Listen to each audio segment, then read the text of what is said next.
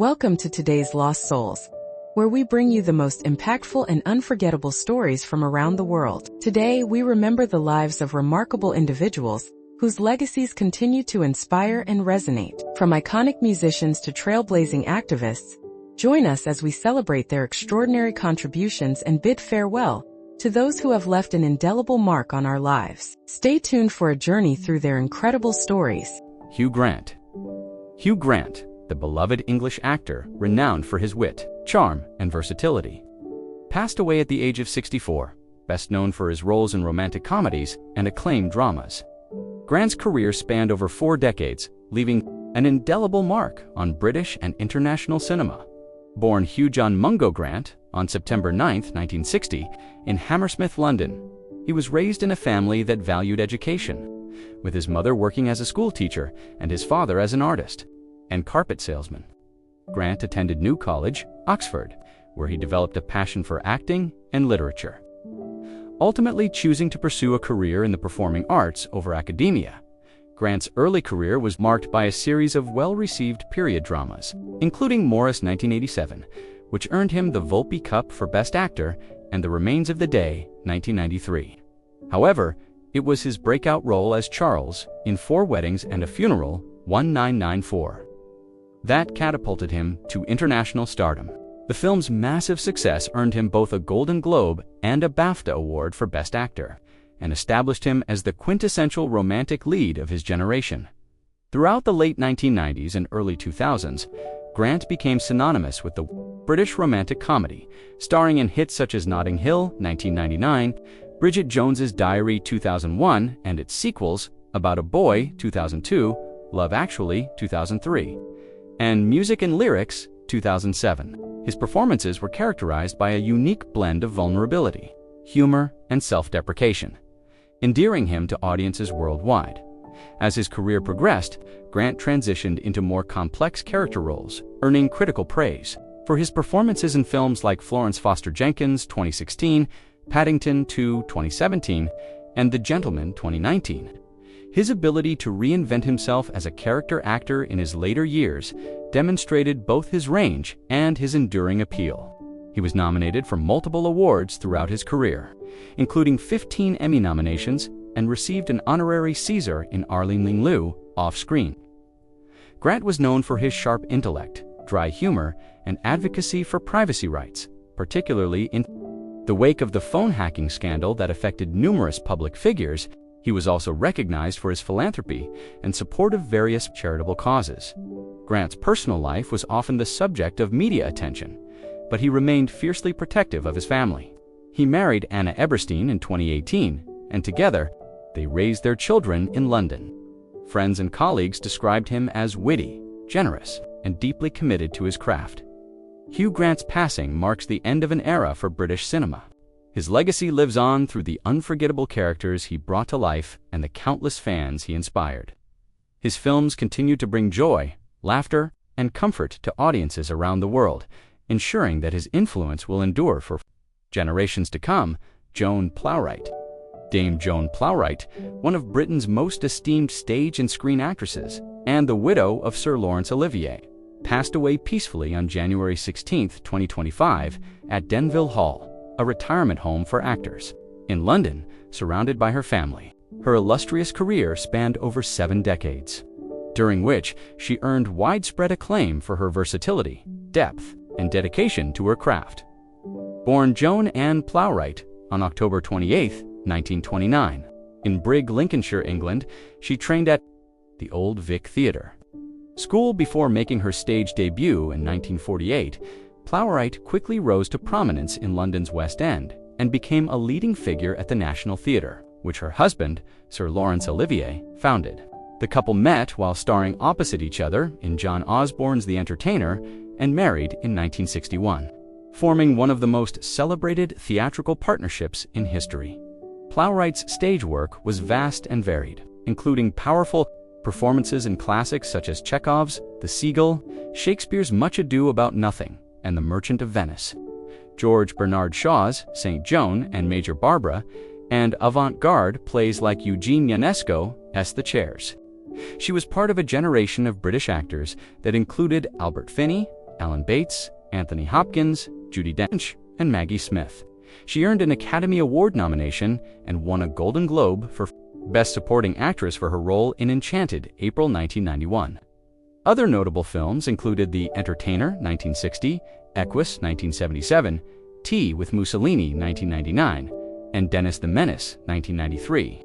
On television, she won a Golden Globe for her performance in the HBO film Stalin, 1992, and was nominated for a Primetime Emmy Award in 2004. Plowright was honored with the title of Dame by Queen Elizabeth II in recognition of her outstanding contribution to drama. She retired from acting in 2014 due to macular degeneration, which left her legally blind, but remained a beloved figure in the acting community. She appeared in the 2018 documentary Nothing Like a Dame, alongside fellow acting legends Judi Dench, Maggie Smith, and Eileen Atkins, showcasing her wit and charm even in later years. Her family described her as a loving and deeply inclusive human being who faced life's challenges with courage and grace. She spent her final years in Sussex, surrounded by friends and family, filled with laughter and fond memories. Joan Plowright's passing marks the loss of a true icon of British theatre and film. Her legacy endures through her extraordinary body of work and the generations of actors she inspired. Loretta Swit. Loretta Swit, the Emmy Award-winning actress best known for her iconic role as Major Margaret Hot Lips Houlihan on the groundbreaking television series MASH*, passed away peacefully on May 30, 2025, at her home in New York City. She was 87 years old. Her publicist confirmed that she likely died of natural causes. Swit's portrayal of Major Houlihan, the strong-willed and complex head nurse at the 4077th Mobile Army Surgical Hospital during the Korean War, became a defining role in television history. The series, which aired from 1972 to 1983, was a critical and popular success, blending sharp comedy with poignant commentary on war, human nature, and social issues. Swit's character, initially known for her strict military demeanor and romantic entanglement with Major Frank Burns, evolved into a more nuanced and sympathetic figure over the show's 11 seasons. Her performance earned her 10 consecutive Emmy nominations for Outstanding Supporting Actress in a Comedy Series, winning twice in 1980 and 1982 alongside Alan Alda. She was one of the few cast members to appear in both the pilot episode and the record-breaking series finale, which drew over 106 million viewers, making it the most-watched scripted television episode in U.S. history, born Loretta Jane Swit on November 4, 1937. In Passaic, New Jersey, Swit began her career in theater and gradually transitioned to television and film. Beyond MASH*, she appeared in over 25 movies and numerous television shows, including portraying Christine Cagney in the TV movie Cagney and Lacey. She also showcased her talents on Broadway in productions such as Same Time Next Year and Shirley. Valentine Swit was admired not only for her acting skills but also for her dedication to portraying strong, multidimensional female characters. She often spoke about the importance of acting as a means of expressing real human emotions and experiences. Emphasizing authenticity in her craft, her legacy endures through her unforgettable performances and her contribution to one of television's most beloved and socially impactful series. Loretta Swit leaves behind a lasting influence on the entertainment industry and a generation of fans who cherished her work. Angie Stone. Angela Laverne Stone, professionally known as Angie Stone, was a pioneering American singer-songwriter, rapper, actress, and record producer who passed away tragically in a car accident near Montgomery, Alabama, on March 1, 2025, at the age of 63. Stone's career spanned over 4 decades, during which she revolutionized hip-hop and neo-soul music, becoming one of the most influential voices in modern R&B. Stone first rose to fame in 1979 as Angie B., a member of The Sequence, one of the first all-female hip-hop groups that helped lay the foundation for women in rap music. In the early 1990s, she was part of the R&B group Vertical Hold, before launching a successful solo career in the late 1990s. Her debut solo album, Black Diamond, 1999, was certified gold and featured the hit single No More Rain in This Cloud. which topped the adult R&B airplay chart for 10 weeks. Her follow-up album, Mahogany Soul, 2001, also certified gold, included the enduring hit Wish I Didn't Miss You, which remains a neo-soul anthem. Angie Stone was a key figure in the neo-soul movement, alongside artists like Erykah Badu, Lauryn Hill, and Macy Gray. Her rich alto voice, combined with her ability to blend classic soul with contemporary R&B, hip-hop, and jazz, earned her 3 Grammy nominations and multiple Soul Train Music Awards. She was also inducted into the Women Songwriters Hall of Fame in 2024, recognizing her lasting impact on music. In addition to her music career, Stone ventured into acting, appearing in films such as The Hot Chick 2002 and The Fighting Temptations 2003, as well as TV shows and musical productions. She was known for her authenticity, resilience, and dedication to uplifting her community through her art. The fatal accident occurred while Stone and her band were traveling in a van after a Mardi Gras concert in Mobile, Alabama. The vehicle overturned on Interstate 65 and was struck by a semi-trailer truck. Stone was the only fatality in the crash. Her passing shocked fans and the music industry, with many mourning the loss of a soulful artist whose voice and spirit touched millions. Angie Stone is survived by her children and a legacy of groundbreaking music that continues to inspire artists and fans worldwide. Her profound influence on hip-hop and neo-soul ensures that her contributions will be remembered for generations. Luther Vandross, the legendary American soul and R&B singer, known for his velvety voice and timeless hits such as Dance with My Father and Here and Now, passed away on July 1, 2005 at the age of 54. His death followed a prolonged battle with multiple serious health issues, including diabetes, hypertension, and complications from a severe stroke he suffered in April 2003. Born on April 20, 1951, in New York City, Vandross grew up in a public housing project on Manhattan's Lower East Side. Encouraged by his widowed mother, he pursued music from an early age, starting his career singing background vocals and writing songs for other artists. His breakthrough came with his 1981 debut solo album, Never Too Much, which featured the title track that became an instant R&B classic. Throughout the 1980s and 1990s, Vandross became one of the most celebrated vocalists of his generation, known for his smooth tenor and emotive delivery. He won 8 Grammy Awards, including Song of the Year in 2004 for Dance with My Father, a poignant tribute to his late father. His albums sold over 25 million copies worldwide, and his music provided the romantic soundtrack for millions. However, Vandross's health was a constant concern. He struggled with type 2 diabetes, a condition that ran in his family and contributed to his weight fluctuations and hypertension. On April 16, 2003, he suffered a massive stroke at his Manhattan home, which left him in a coma for nearly 2 months. The stroke severely impaired his ability to speak and sing, and he required a wheelchair and a tracheotomy during his recovery. Though he made some progress, he never fully regained his former health or vocal ability. Despite these challenges, Vandross remained connected to his fans. In 2004, he appeared in a pre-recorded video at the Grammy Awards to accept his Song of the Year award, delivering a heartfelt message before softly singing the closing lines of his hit. His last public appearance was on The Oprah Winfrey Show in May 2004, where he raised awareness about diabetes and stroke prevention. Luther Vandross passed away at the John F. Kennedy Medical Center in Edison, New Jersey, from a heart attack related to his ongoing health struggles. His funeral, held at Riverside Church in New York City, was attended by music legends including Aretha Franklin, Stevie Wonder, and Patti LaBelle. Reflecting the profound impact he had on the music community, Vandross's legacy endures as one of the greatest voices in R&B history, remembered for his soulful ballads, impeccable phrasing, and the emotional depth he brought to his music. His life story also serves as a powerful reminder of the importance of health awareness, particularly regarding diabetes and stroke.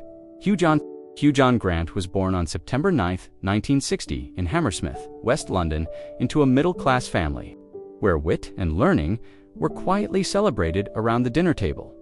His mother, Finvola Susan McLean, taught Latin and music at a comprehensive school, and his father, Captain James Murray Grant, had left a career as an officer in the Sea Highlanders to sell carpets. The Grants lived in a modest red brick house on a leafy street in Chiswick, balancing gentile ambition against real financial limits. Young Hugh's first memories involve rain-pattered back garden, cricket matches and evenings, hearing his mother's Neil Simon recitations, sparking in him a love of performance and timing.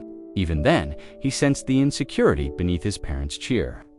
Learning that worldly success was fragile and required unwavering charm, his earliest stage was an upside-down crate in the lounge, where he mimicked BBC announcers for visiting relatives. Delight.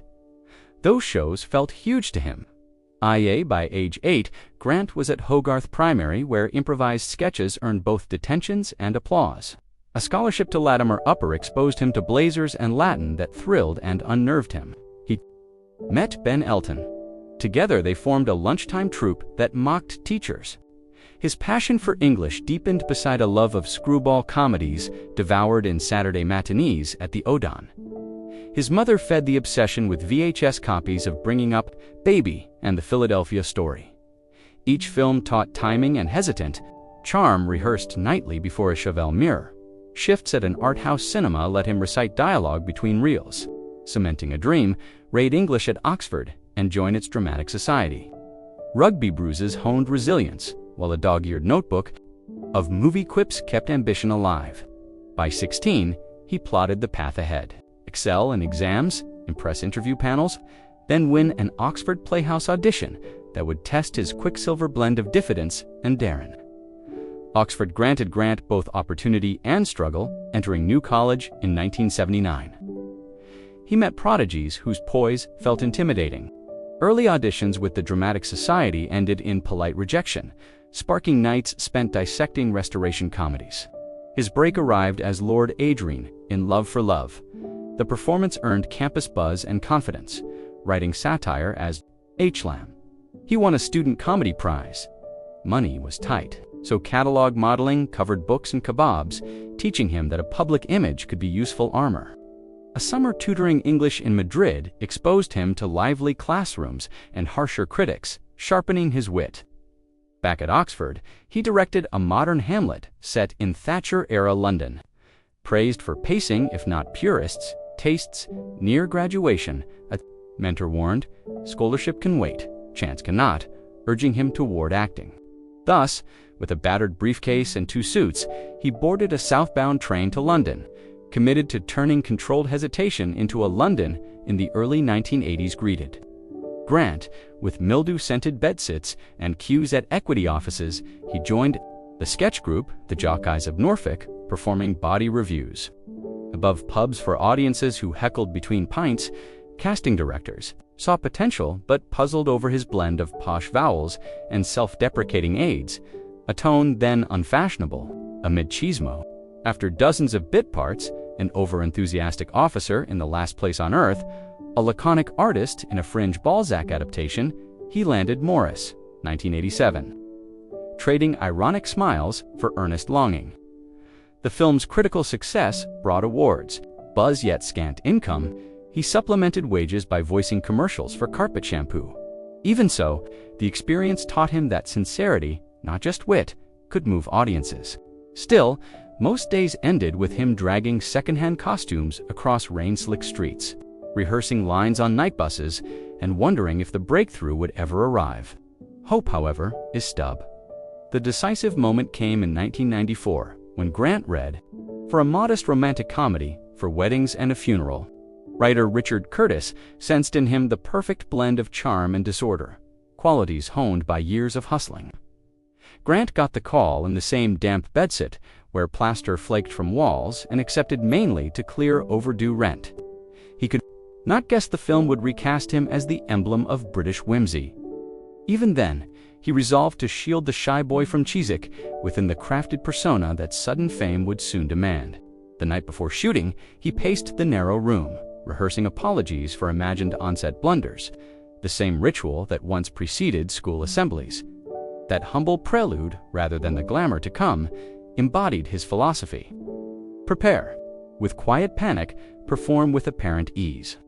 Those twin instincts would anchor the whirlwind about to unfold, giving him a compass as the boy from Chiswick stepped finally into global spotlight. In the spring of 1994, Four Weddings and a Funeral premiered at Sundance, transforming Grant from dependable character actor to worldwide romantic lead overnight. The film's witty script and his stammering, self-ossing charm captured a zeitgeist, hungry for modern romance, driving the picture to become the highest-grossing British film to date. Suddenly, magazine covers, talk show sofas, and red carpet photographers demanded the man who had once begged voiceover gigs to keep the lights on. Capitalizing on momentum, he paired with Julianne Moore in 9 months, proving that his persona could thrive across the Atlantic.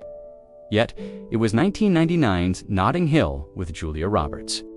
As luminous foil to his bumbling bookseller that cemented the transatlantic fairy tale template studios raced to replicate, the role fused everyday diffidence with irresistible warmth, earning global box office dominance and immortal catchphrases, while Grant's careful curation of offers began in earnest.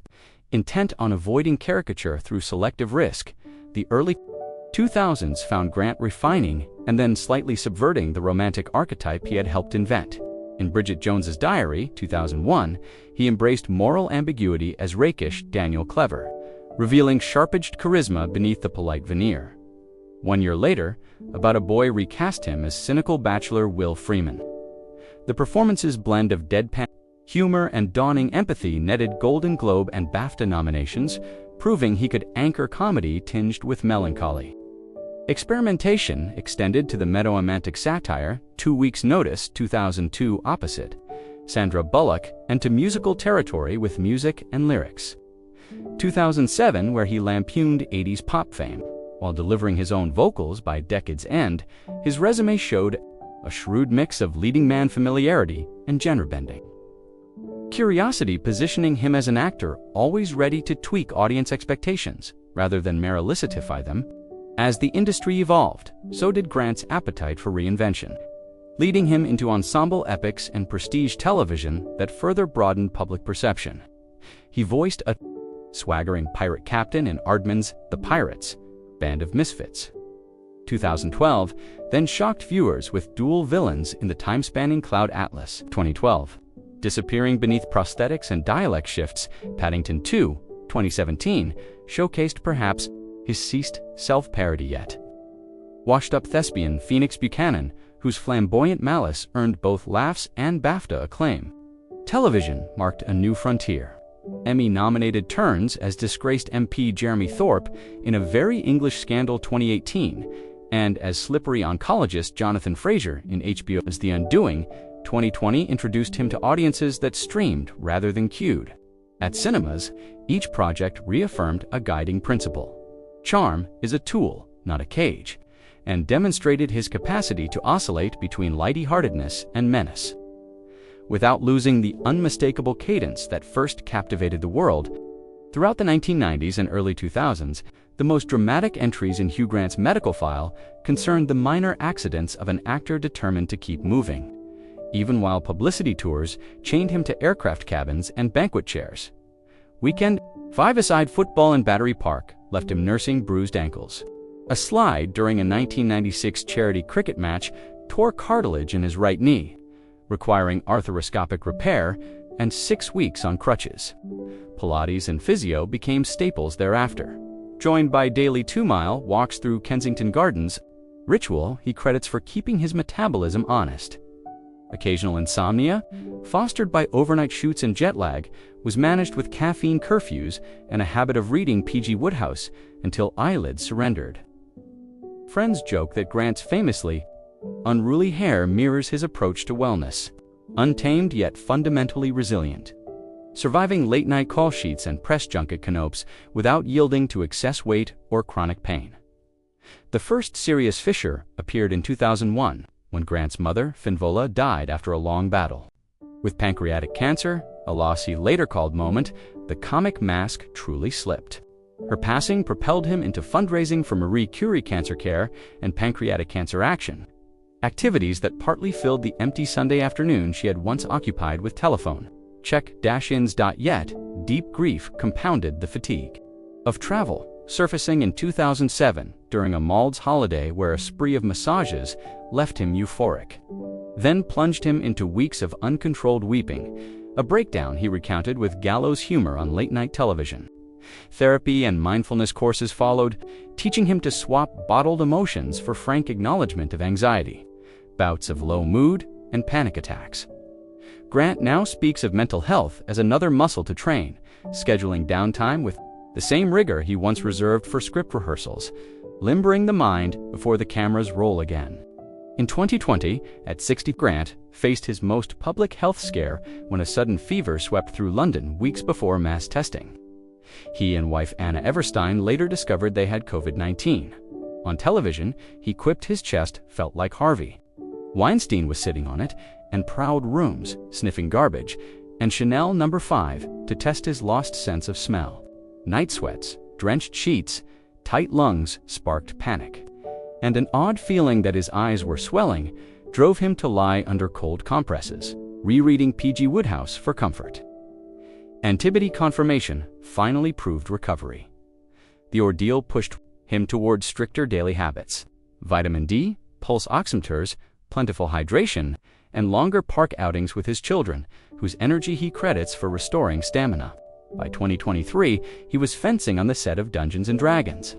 Honor among thieves, saying the virus left no damage beyond a renewed respect for naps. Clean air and sweet bakery smells drifting down Notting Hill High Street, life like a quiet subplot beneath the banter. July 2001 cut deepest when his mother Finvola died of pancreatic cancer. The woman who first applauded his living room skits was gone. Hospice beeps louder than any fanfare. On red carpets, he felt the floor sway, each flashbulb a reminder she would never call again. Grief strained his 9-year partnership with Elizabeth Hurley, ending a bond forged before paparazzi stalked them. Mentors slipped away. Richard Attenborough in 2014 and Alan Rickman in 2016, each departure shrinking the company that steadied him. Projects dissolved when backers died, proving stories like people vanish without warning. Such absences pushed him toward service. He founded the Finvola Foundation, backed Marie Curie appeals, and testified against phone hacking so others might guard private sorrow. He admits the 1995 scandal now looks like a flare from loneliness, a younger self asking for help he could not name. Today at 64, Grant navigates life with a rhythm that feels less like a semi-retirement and more like a carefully plotted encore. He has rapped Bridget Jones' Mad About the Boy, sliding back into Daniel Clever's silk-lined bravado for a Valentine's Day 2025 release, and recently polished voiceovers for Jerry Seinfeld's breakfast spoof, Next comes at 24's psychological shocker, Heretic, where he portrays a sinister evangelist, while whispers grow of a holiday season reunion with Sandra Bullock in 2 weeks' notice, too. His calendar is color-coded: shoot days, script sessions, and press slots capped at 45 minutes to shield sanity. Between them, he rewrites dialogue in longhand. Certain pens, cokes, nuanced laptops erase, and zooms in to hack it off. Strategy calls still crusading for tougher privacy laws after the phone hacking wars. In spring 2026, it will also voice a sardonic lizard in a Netflix fantasy feature. Every late career choice underscores a credo that mainstream appeal and mischief can coexist so long as each role punctures his own myth. Home now alternates between an ivy-clad townhouse in Notting Hill and a lakeside hideout near Stockholm, courtesy of wife Anna Eberstein, their 3 children. Along with 2 from earlier relationships, anchored dawn hours, serial negotiations, shoe hunts, and impromptu 80s sing-offs that supply cardio no gym provides. Fame recedes in these moments, though paparazzi intrusions still prompt swift retreats to Sweden's archipelago. Weekends bring family cycles to Wimbledon, evidenced by a viral 2025 photo of him politely napping between sets and Sunday roasts, with longtime friend Elizabeth Hurley, godmother to his eldest daughter. Philanthropy fills quieter weeks: pancreatic cancer, galas honoring his mother, literacy grants for refugees, and stealth donations to film set safety funds. Evenings end with Wodehouse or Nordic noir, as Grant reflects that the shy boy who once mimicked BBC voices now balances fatherhood, activism, and roles that keep surprising audiences and himself. Asterisk,